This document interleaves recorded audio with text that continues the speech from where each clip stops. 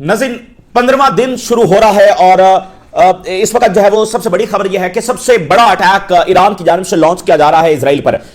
ये पिछले 5 दिनों से हम देख रहे हैं कि हर रोज जो है वो हमला सबसे बड़ा होता है ईरान की जानिब से। यानी कल जो 14वें दिन अटैक किए गए वो सबसे बड़े हमले थे। इस वक्त जो हमला किया जा रहा है, रिपोर्ट्स के मुताबिक ईरान इन दिनों का 14 दिनों का सबसे स्ट्रॉन्गेस्ट अटैक जो है वो लॉन्च कर रहा है। इजरायली मीडिया बता रहा है कि बहुत सारे जो प्रोजेक्टाइल्स हैं, बहुत सारे जो मिसाइल्स हैं, ड्रोन्स हैं, रॉकेट्स हैं, वो तल अवीव और बाकी एरियाज के अंदर जो वो आकर गिरे हैं और काफी ज्यादा तबाही और कैजुअलिटीज रिपोर्ट की जा रही हैं। तो इजराइल की हालत इस वक्त बिल्कुल पतली है। ईरान ये जंग वाज़ेह तौर पर जीत रहा है। इजराइल ज्यादा देर इस जंग को अफोर्ड नहीं कर सकता है। ईरान लंबी जंग लड़ने की बिल्कुल उसमें सलाहियत नजर आ रही है। वो बहुत लंबे अरसे तक जो है वो एयर स्ट्राइक्स कर सकता है और कोई चांस नहीं है कि ईरान फौरी जो है वो कहीं कोलैप्स करने जा रहा है। बट मीनवाइल वही होने जा रहा है जिसका सबसे ज्यादा खतरा था कि देखें, अमेरिका ऑल द वे जा चुका है। अब अगर यहां से उसकी शिकस्त होती है तो उसकी हेजमनी जो है वो बाकायदा तौर पर उसका खात्मा हो जाएगा। और अब फिर देखें, ईरान जिसने अमेरिका और इसराइल को एक साथ शिकस्त दे दी है और इसराइल की बदमाशी इस रीजन में कैसे चलेगी। नेतन्याहू आकर बता रहा है कि मैंने ग्रेटर इसराइल बनाना है और बहुत जल्द हम बनाने में कामयाब हो जाएंगे। तो ईरान और रेजिस्टेंस के होते हुए ये ग्रेटर इसराइल कैसे बनेगा। वो लेबनान की तरफ एक्सपैंड करेंगे तो हिजबुल्लाह चपेट मारेगी, वो दूसरी तरफ जाएंगे तो और रेजिस्टेंस खड़ी होगी। और ईरान खुद एक खास आइडियोलॉजी के तहत मौजूद है और जब गल्फ के ऊपर से गल्फ का जो सारा एतमाद है वो अमेरिका से उठ चुका है और उसके बाद ये अड्डे कैसे यहां पर रहेंगे, समझ रहे हैं। तो ये तो बिल्कुल टेबल टर्न हो जाएगा और ग्लोबल ऑर्डर जो है वो बदल जाएगा, बैलेंस ऑफ पावर तब्दील हो जाएगा ईरान की फतह के साथ। और इसराइल का ये जो एक्सपेंशन इस प्रोजेक्ट है इसका बिल्कुल जब वो खात्मा हो जाएगा। तो अमेरिका इस जंग को ज़ाहिर है अमेरिका और इसराइल जब वो हारना अफोर्ड नहीं कर सकते हैं। और अब जिसकी तरफ वो जा रहे हैं इसका खदशा ज़ाहिर है पहले से मौजूद था, वो है कि जमीनी जंग। इस वक्त की सबसे बड़ी जो खबर है वो आपके साथ ये शेयर कर रहे हैं कि फैसला हो गया है। रिपोर्टेडली तमाम अमेरिकी मीडिया रिपोर्ट कर रहा है, सबसे पहले वॉल स्ट्रीट जर्नल ने रिपोर्ट किया और वो ये है कि जमीनी हमला ईरान पर होने जा रहा है, like ground invasion. Afghanistan and Iraq के बाद अमेरिका जिस ओआईसी मुल्क की सबसे बड़ी ग्राउंड इन्वेजन करने जा रहा है that is Iran. The greatest civilisation जिसका उनको सबसे बड़ा खतरा है ईरानियन कौम से, उनकी सिविलाइजेशन से और उनके इस बात से कि वो सब्जुगेट नहीं कर रहे हैं। उन पर हमला भी हो गया फिर भी वो जवाब दे रहे हैं। तो अब ये मामला इतना खतरनाक है कि इसको बयान कैसे किया जाए। यानी आप अंदाजा करें कि वो ईरान पर बमबारी करके भी उनका वो जी नहीं भरा है और अब वो बकायदा ग्राउंड ट्रूप्स वो उतारने जा रहे हैं। डिफरेंट वो जो शिप्स हैं जो इसमें हेल्प करते हैं कि कैसे ग्राउंड फोर्सेस को साहिलों के ऊपर उतारना है, वो वो वॉरशिप्स हैं वो मूव करना शुरू हो चुके हैं मिडिल ईस्ट की तरफ, जिन्होंने फौजियों को साहिलों के ऊपर जब उतारना है, ठीक है ना। वो वॉरशिप जब वो मूव किए जा रहे हैं मिडिल ईस्ट की तरफ और अगले 4-5 दिनों के अंदर वो वहां पर पहुंच जाएंगे। और मीनवाइल जब यूक्रेन से 10,000 के करीब इंटरसेप्टर ड्रोन जब मिडिल ईस्ट में ट्रांसफर किए जा रहे हैं। ये इंटरसेप्टर ड्रोन्स क्या हैं? जैसे वहां पर भी रशिया ड्रोन्स इस्तेमाल कर रहा है, तो उन ड्रोन्स को इंटरसेप्ट करने के लिए तो उनके पास थार्ड और पट्रियार्ड उस तरह वाफिर मिकदार में तो नहीं है। तो ड्रोन वैसे भी चंद $1,000 के हैं और जो बाकी सिस्टम है वो मिलियंस ऑफ डॉलर्स का है, तो यूक्रेन उसको अफोर्ड नहीं कर सकता। तो यूक्रेन ने अपना एक सिस्टम बनाया है और वो ड्रोन्स को ड्रोन्स के जरिए इंटरसेप्ट करते हैं।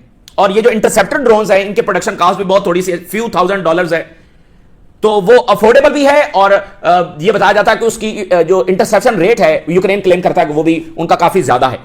तो यहां पर एक ड्रोन को इंटरसेप्ट करने के लिए 4 मिलियन 2 मिलियन इतने डॉलर इस्तेमाल किए जा रहे हैं। तो वहां पर क्या है कि few $1,000 में आप वो इंटरसेप्ट कर सकते हैं।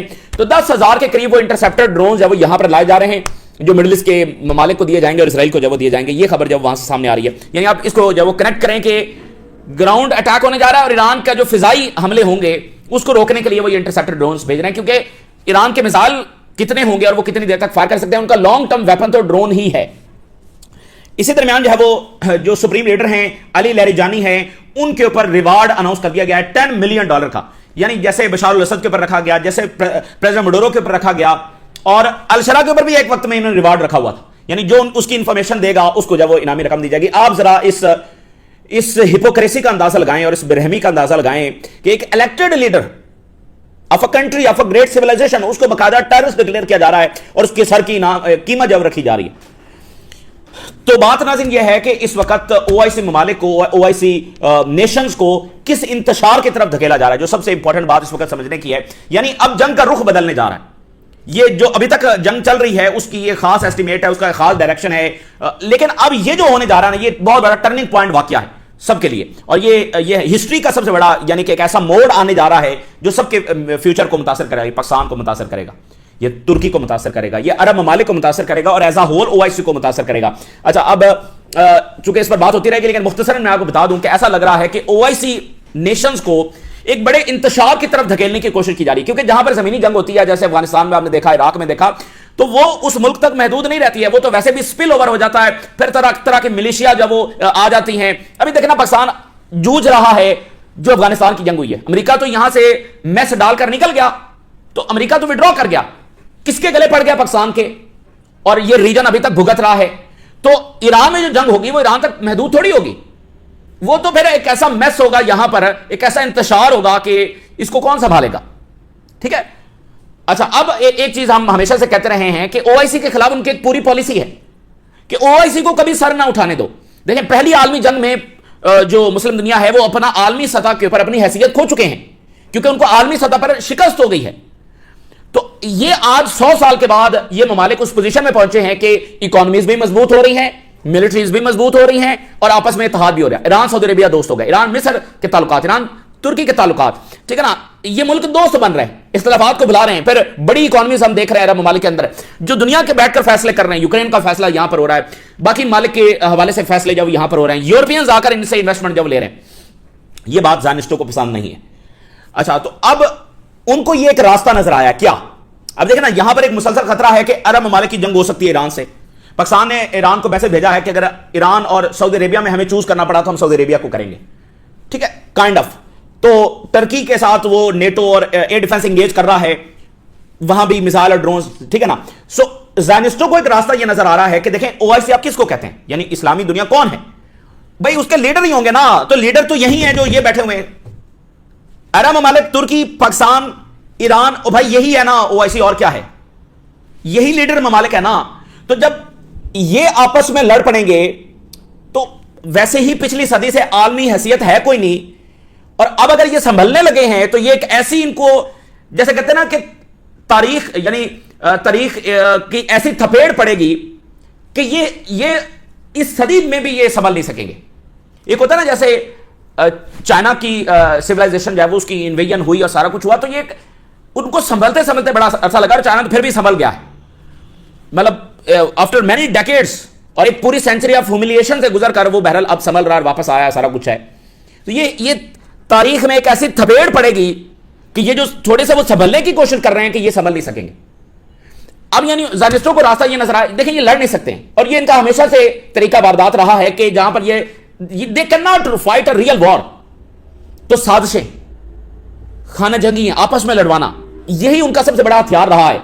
And not now in centuries, ये उनका सबसे बड़ा हथियार है। They can not fight a real war, they even could not have fight in Gaza, Gaza में भी वो एक रियल वॉर नहीं लड़ सके, तो ईरान में वो क्या लड़ेंगे? तो अब उनको जो नजर आ रहा है कि देखें, गल्फ, अरब ममालिक, ईरान, जंग का खतरा है। पाकिस्तान कह रहा है कि मैं उधर चूज करूंगा, टर्की वो कहीं ड्रैग हो जाएगा, तो यहां पर जंग जो ही लंबी चलेगी, यहां पर इंतशार फैलेगा, तो कहीं आगे चलकर यह मौका आएगा कि ये मजबूर हो जाएंगे ईरान पर हमला करने के लिए।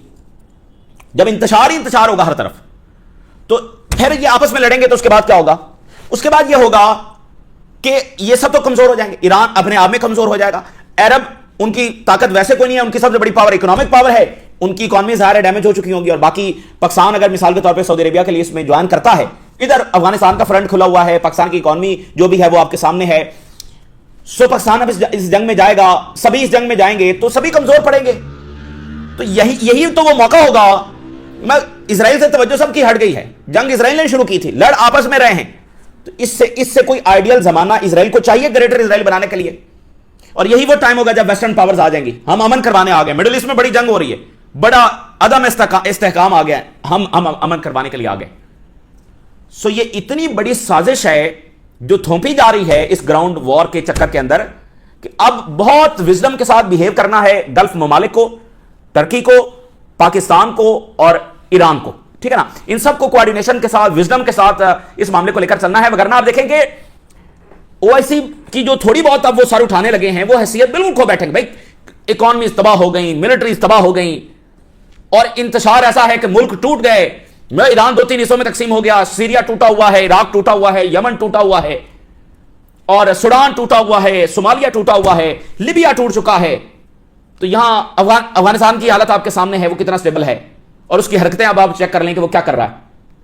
तो यहां ईरान टूट गया और पता नहीं कौन कौन से और ममालिक टूट जाएंगे, ठीक है ना। ईरान के बाद वो यहां पर रुकेंगे तो नहीं, काइंड ऑफ, ठीक है ना। तो ये है उनका मंसूबा इसको। अच्छा, इसका मतलब ये नहीं कि अमेरिका को यहां से जीत कर निकलेगा, मकसद तो इंतशार फैलाना है। अमेरिका एज एन एम्पायर जो जब यहां से निकलेगा आपको पता चल जाएगा, और इसके जो असरात अमेरिकी सियासत पर आएंगे वो एक अलग बात है। अमेरिका यहां से कोई कामयाबी लेकर नहीं जाएगा, और एज एन एम्पायर वो खत्म होकर यहां से जाएगा। एज एन एम्पायर वो यहां सर्वाइव नहीं कर सकता है। ईरान इस जमीनी जंग की तैयारी बहुत लंबे अरसे से करके बैठा हुआ है, फॉर मेनी डेकेड्स। वो खास तौर पर इराक वॉर के बाद वो इसकी तैयारी कर रहे हैं, और वो भरपूर अंदाज में जब सामना करेंगे। लेकिन ये जो साजिश बुनी जा रही है इसको समझना बहुत ज्यादा जरूरी है। और सवाल यह है कि रशिया और चाइना कहां पर खड़े होंगे अगर ये इतनी बड़ी एस्केलेशन अमेरिका करने जा रहा है। और ट्रंप अपने वोटर्स को क्या बताएगा, फॉरएवर वॉर की तरफ वो मामले को लेकर जा रहा है, तो अपने वोटर्स को जो है वो क्या बताएगा। तो इस पर हम बात करते रहेंगे। ये एक है ओवरऑल व्यू कि असल पॉलिसी क्या। देखें, नेतन्याहू आकर कह रहा है कि मैंने ग्रेटर इजराइल बनाना, पेंटागन चीफ कह रहा है कि हम क्रूसेड वॉर लड़ रहे हैं, टैटू उसने बनवाए हुए हैं, और बार बार वो आकर कह रहे हैं कि हमारे असल मकासद क्या हैं। इधर ये वाले समझने के लिए तैयार नहीं है, नहीं ये तो बस ऐसे, ये तो उनके रेडिकल हैं। और भाई रेडिकल कौन से? पेंटागन का चीफ अगर रेडिकल है और वो कमिटेड है अपने पर्पसेस को अचीव करने के लिए, तो आपको जब वो हिल नहीं जाना चाहिए कि जिनके पास कितने 5000 न्यूक्लियर वेपन्स हैं, दुनिया की सबसे बड़ी मिलिट्री है, 11 एयरक्राफ्ट कैरियर हैं, दुनिया की सबसे पावरफुल मिलिट्री उसके कंट्रोल में है, और वो बार बार बता रहा है कि मेरा मकसद यहां पर टेंपल बनाना है, और इसको वो मुआवजा करार देता है। और साथ नेतन्याहू आकर कह रहा है, और साथ माइक हक भी कह रहा है कि यहां पर तमाम मिडिल ईस्ट की लैंड ले ले इजराइल। तो मसला क्या है? तो लैंड कैसे लेगा? लैंड कैसे लेगा जब किसी की कोई हैसियत बची नहीं होगी, जब सब तबाह बर्बाद हो चुके होंगे तभी लेगा ना। तो ये बड़ी इंपॉर्टेंट बात है। ईरान बहरहाल इसके लिए तैयार है, लेकिन जरूरी यह बात है कि अब सबके लिए चैलेंज यह है कि वो आपस में ना लड़े। ईरान अमेरिका से जो लड़ेगा, जो अमेरिका यहां से जो रिजल्ट लेकर जाएगा वो भी फिर दुनिया देखेगी, और जो उसकी इकॉनमी का हशर होगा और जो वो इन्वेजन करेगा, जो नतीजा निकलेगा वो पता चल जाएगा सबको। अब सबसे बड़ा इम्तिहान ये है कि ये आपस की जो जंग है इसको कैसे रोकेंगे। ये जो नेतन्याहू ने जाल यहां पर बिछाया है इसको नाकाम कैसे करेंगे। This is the biggest challenge. अगर ये इसमें सर्वाइव कर गए तो फिर समझ लें कि उनकी सारी साजिश जो है वो फेल हो जाएगी, और अगर ये इस में चले गए, इस साजिश का ये शिकार बन गए, तो दैट मीन्स कि वो जो ओआईसी वर्ल्ड का रिवाइवल हो रहा था वो समझ लें कि फिर इस सेंचुरी तो आप भूल जाएं कि इनका रिवाइवल जब वो हो सकेगा। क्योंकि तुर्की, सऊदी अरेबिया क्या कोशिश कर रहे हैं, लीबिया एक हो जाए, सीरिया एक हो जाए, सोमालिया एक हो जाए, सोमालिया सोमालिलैंड एक हो जाए, सूडान वहां पर खाना जंगी खत्म करवाई जाए। तो वो तो मुल्कों को दोबारा एक रियल कंट्री बनाने की तरफ जब वो पुश कर रहे हैं, वहां पर एफर्ट्स कर रहे हैं। यहां तो मामला ही कुछ और है, यहां तो रही सही कसर भी निकालने की जो कोशिश की जा रही है। आप देखें पूरी वॉर एंड टेरर जो है वो किसके खिलाफ लड़ी गई है, सारी वॉर एंड टेरर जो है वो ओआईसी वर्ल्ड के ऊपर तो लॉन्च की गई है। बहरहाल अब जनाब अली इस वक्त ईरान जो है वो launching the strongest attack on Israel since the war began. इस वक्त सबसे बड़ा हमला जारी है। इजरायली मीडिया बता रहा है कि बहुत सारे जो प्रोजेक्टाइल्स हैं, missile, drones, rockets, cluster missiles, ये आकर जो है वो सेवरल लोकेशंस में गिरे हैं, तल अवीव में, हाइफा में, इधर उधर जो है वो बहुत सारे यहां पर आकर गिरे हैं। तो इस वक्त बड़ी भारी ये साबित हो रही है उनके लिए रात। और तल अवीव में सायरन्स बज रहे हैं, और new batch of Iranian missile जो है वो लॉन्च किया गया है। और ईरान ये बता रहा है कि उन्होंने और MQ-9 ड्रोन्स गिराए हैं, पिछले 48 घंटों में 5 मजीद गिरा दिए। और मैंने आपको बताया था कि अफगानिस्तान, इराक एंड शाम, यहां पर टोटल कोई 6-7 गिराए गए थे 20-25 साल के अंदर, 20 साल के अंदर। और यहां पर ईरान ने पहले उन्होंने काफी ज्यादा गिराए, और अब जो है वो 5 पिछले 48 घंटों में गिरा दिए। अच्छा, CNN ये लिख रहा है कि ट्रंप टीम फेल हुई है हुर्मुज के क्लोजर रिस्क को एस्टिमेट करने में, एंटिसिपेट करने में। वो इस बात को समझ ही नहीं सके कि ईरान इस हद तक जा सकता है, या उसकी ये सलाहियत है कि वो आबनाए हुर्मुज को बंद कर देगा। अब ये आ रहे हैं, आबनाए हुर्मुज को भी खुलवाएंगे और फिर जमीनी हमला भी जब वो करेंगे, वो ईरान निमट लेगा, ईरान देख लेगा। लेकिन जो मैंने असल बात आपको बताई है, जिस इंतशार की कोशिश की जा रही है, क्योंकि जमीनी जंग तो फिर स्पिल ओवर होती है ना। अफगानिस्तान की जंग अफगानिस्तान में तो नहीं थी, इराक की जंग इराक में तो नहीं थी, वो स्पिल ओवर होती है। और क्या खौफनाक खेल जब वहां पर खेला जाता है। इटली ने अपने ट्रूप्स जब वो इराक से निकाल लिए हैं, ठीक है ना, ये सारी यूरोपियन फोर्सेस वहां से ये निकाल रहे हैं फिलहाल। और इराक अच्छा, ये एक और बड़ी इंपॉर्टेंट बात है, इराक में है पीएमएफ, पॉपुलर मोबिलाइजेशन फोर्स। ये इराक की जो नेशनल आर्मी है उसका ही हिस्सा है। इसके 2 लाख से ज्यादा सोल्जर्स हैं। लेकिन अमेरिका और इजराइल ये समझते हैं कि जब भी ईरान पर अटैक होगा, जमीनी जंग होगी, तो ये पीएमएफ जो है वो लड़ेगी अमेरिका और इजराइल के साथ। इसके ऊपर इन्होंने हमले शुरू कर दिए। हालांकि पीएमएफ ने अमेरिका के ऊपर कोई अटैक नहीं किया। और ये जो करवा रहे थे ना कि हिजबुल्लाह भी डिसाम हो, फलाना भी डिसाम हो, उसमें इनकी शर्त ये थी कि पीएमएफ ये कोई मिलिशिया अलग से नहीं है, this is part of Iraq army. जैसे है ना आईआरजीसी है, ईरान आर्मी है, तो इसी तरह पीएमएफ जो है इसकी अलग कमांड है और सारा, लेकिन ये इराक की आर्मी का हिस्सा है। इसके ऊपर इन्होंने हमले अमेरिका ने शुरू कर दिए। अच्छा, चाइना का स्टेटमेंट आया है जो ईरान में स्कूल पर अटैक किया गया। चाइना ने कहा है कि इस हमले ने वायलेट किया है ह्यूमन कॉन्शियस को, पूरी इंसानियत को जाना बस शर्मिंदा ही किया है, और $2 लाख वो दे रहे हैं हर खानदान को। अच्छा, सर्वे सामने आया कि मेजॉरिटी ऑफ अमेरिकन जो हैं वो ये समझते हैं कि एप्स्टीन से तवज्जो हटाने के लिए ट्रंप साहब ने इस जंग में कूदे हैं। लेकिन ज़ाहिर है कि ज़ायनिस्टों के जो लॉन्ग टर्म गोल हैं वो तो है ही है, तो एक आखिरी जो धक्का देना होता है ना अमेरिकी सदर को, तो वो इस अंदाज में दिया गया है। फिर आप अमेरिकी मीडिया देखें और यूरोपीय मीडिया देखें कैसे इस जंग को प्रोजेक्ट कर रहा है। US media are selling Iran war with Iraq style script video games. ऐसे दिखा रहे हैं कि जैसे ये कोई वीडियो गेम चल रही है, और वही इराक जंग का जो स्क्रिप्ट है वो यहां पर चलाया जा रहा है। वही स्टाइल इराक वॉर वाला जो प्ले बुक है वो यहां पर है। यूके मीडिया, बरतानिया, to fail to question the legality of US Israel war. कोई ये क्वेश्चन कर ही नहीं रहा कि भाई ये कौन किस जस्टिफिकेशन के साथ ईरान पर अटैक हो रहा है। अच्छा, फिर वहां पर जैसे सीएनएन है, इसने जनाबे वाली रिपोर्ट छापी है, वाशिंगटन पोस्ट ने रिपोर्ट छापी है, और ये कह रहे हैं कि अमेरिकी मिलिट्री ने एक्सीडेंटली ईरान के स्कूल के ऊपर अटैक किया, बड़ी गलती से हुआ, इनको पता भी नहीं था, ठीक है ना। बाकी इनको सब पता है कि हम ईरानी कमांडर्स कहां पर बैठे हैं, दुनिया की हर चीज का पता है। जहां पर यह अस्पताल स्कूल को हिट करते हैं तब इनको नहीं पता होता। अच्छा, अमेरिकन इंतजामिया ने अभी तक तो इसको एडमिट ही नहीं किया है। वो ट्रंप तो कह रहा है ये ईरान ने किया है, फिर पेंटागन चीफ कह रहा है कि ये स्कूल और अस्पताल को इस्तेमाल कर रहे हैं, वहां से मिसाइल ये फायर करते हैं, और सफाइयां दे रहा है अमेरिकी मीडिया। और भाई खुद पहले गवर्नमेंट तो बताया ना कि उसने किया है नहीं किया, वो अपना मौकफ तो बताया, वो तो कह रही हमने किया ही नहीं है, और ये कह रहे हैं गलती से किया है। यानी आप जरा अंदाजा करें।